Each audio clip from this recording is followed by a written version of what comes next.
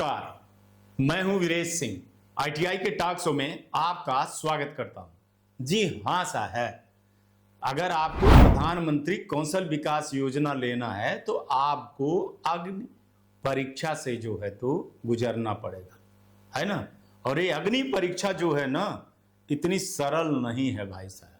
आपको मैंने 2-3 दिन पहले न्यूज़ दिखाया था, फिर इसके पहले और पहले मैंने न्यूज़ दिखाया था जिसमें मैंने बोला था कि आपको अपनी आईटीआई का अग्नि परीक्षा से गुजरना पड़ेगा। और आपके लिए अग्नि परीक्षा क्या है?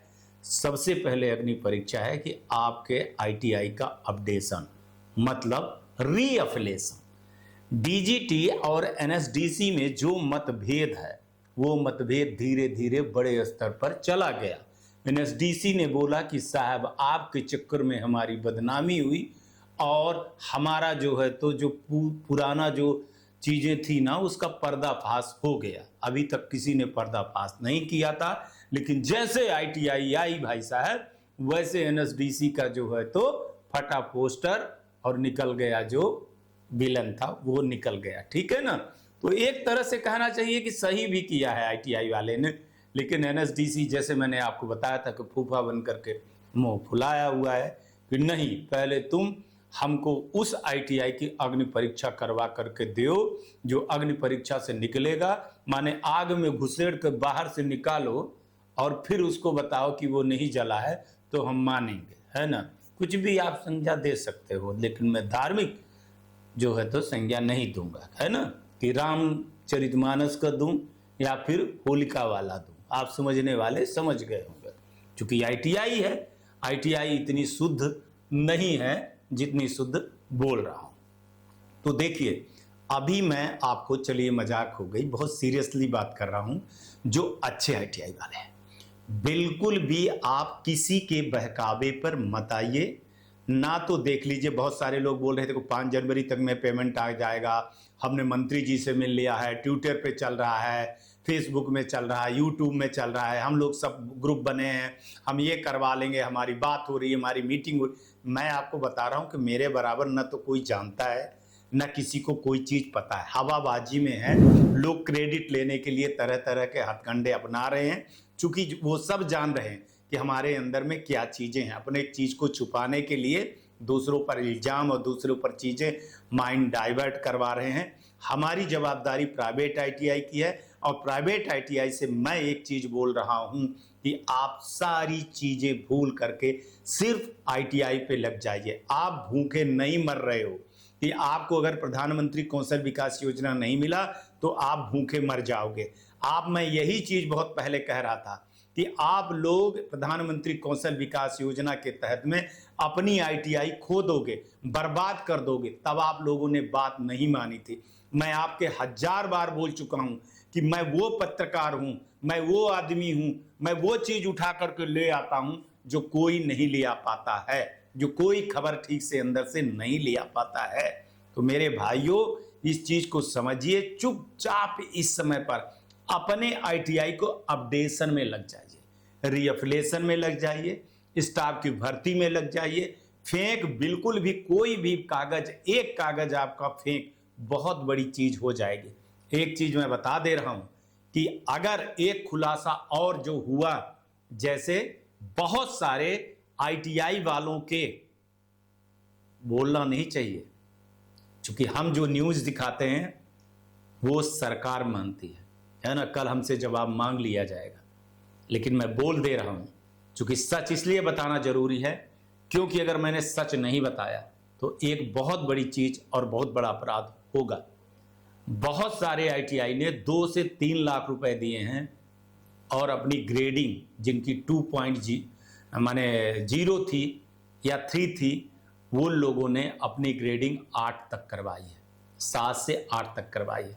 ये अगर खुलासा हो गया भाई साहब तो फिर आईटीआई का पतन नहीं, आईटीआई का भविष्य हमेशा के लिए बंद हो जाएगा। एक चीज और बोलूंगा मैं, जो नहीं बोलना चाहिए, कि एक लड़के ने, माने एक लड़के नहीं, हजारों लाखों लड़के 2-2 बार ट्रेनिंग कर लिए, 3-3 बार ट्रेनिंग कर लिए, स्टेटों में अलग अलग कर ली। ये बहुत सारी चीजें निकल करके आ रही हैं। मेरे भाई बहुत डेंजरस जोन पे बैठे हो, परमाणु बम पे बैठे हो। आप लोगों से जो अच्छे आईटीआई वाले हैं उनसे मैं सलाह दे रहा हूं कि किसी भी गलत आईटीआई, फर्जी टीपी, ऐसे लोगों के बहकावे में मत आइए। आप भूखे नहीं मर रहे हैं, आपको जितना मिला आपके भाग्य के अनुसार मिल गया। कहीं ऐसा ना हो कि जो चीज आपको मिली है वो वापस करना पड़े। और मैं बता दूं कि अगर ये जिस तरह से हल्ला पो ये सारी चीजें हो रही हैं, भगवान न करे अगर सीबीआई जांच में ये चीजें चली गई तो फिर आप सोच लीजिएगा कि क्या होगा। अभी जो आपको बहका रहे हैं ये इसलिए बहका रहे हैं कि वो सोच रहे हैं कि जब हमको ना मिले तो आपको ना मिले, ये ना खाना खाएंगे और ना खाना खाने देंगे।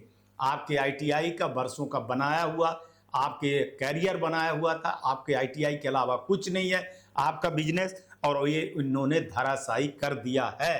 अगर मानना है तो मानिएगा। और इसमें जो फेक आईटीआई, ऐसे आईटीआई है जो बिचौलियां हैं, जो साथ दे रहे हैं, जो काम कर रहे हैं, उनसे आप किसी भी हालत में इस समय पर दूरी बना लीजिए। साफ तौर से मैं कहूंगा कि किसी गुट में न शामिल होइए, किसी ग्रुप में न शामिल होइए, किसी ऐसे चीजें में मत आइए जिसमें आईटीआई का नाम अब बदनाम हो रहा है।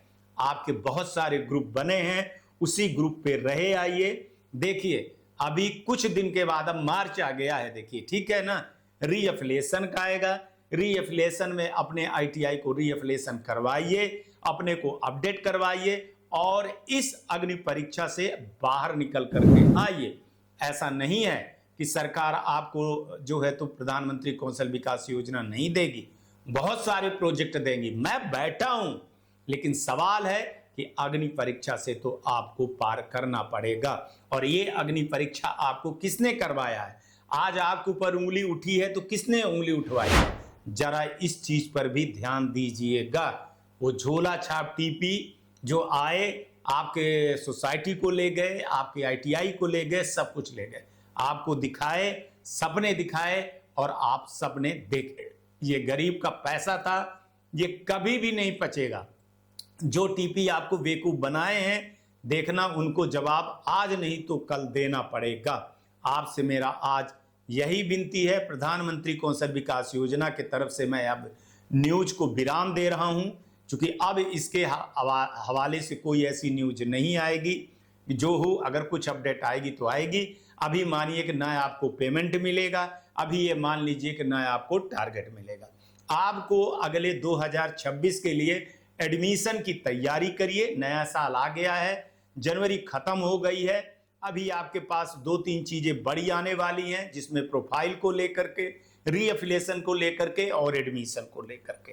तो आप उस पे जाइए, नहीं तो इस बार ना तो आप एडमिशन कर पाएंगे ना कुछ कर पाएंगे। इतना बड़ा जो हाय तौबा मचा है, मैं तो हैरान हूं कि इतने बड़े बड़े आईटीआई वाले भी जो है तो साथ दे रहे हैं उन लोगों का जो आईटीआई को बर्बाद किए। तो इसका मतलब है कि मेरे नज़र में वो जो अपने आप को अच्छे और ईमानदार आईटीआई कह रहे हैं वो बिल्कुल भी नहीं है, वो भी उसी कैटेगरी के हैं। अगर मेरी बात को बुरा लगता है तो आप निकटतम अपने दवाई की दुकान पे जाइए और वहाँ पर आपको जलन हुई है तो बरनाल उरनाल क्रीम खरीद करके लगा लीजिए। और नहीं तो सबसे बेहतर है कि हमारा जो है तो न्यूज चैनल मत देखिए तो बेहतर होगा। इससे ज़्यादा कुछ नहीं बोलूँगा। आज तक के लिए इतना ही। कल आऊँगा तो किसी नए मुद्दे पर फिर बात करूँगा। तब तक आप लोग अपना ध्यान रखिए, आसपास सफाई रखिए, बड़े बुजुर्गों का सम्मान रखिए, जैसा माना है वैसा करिए और खुश जरूर रहिएगा। नमस्कार, जय हिंद, जय भारत।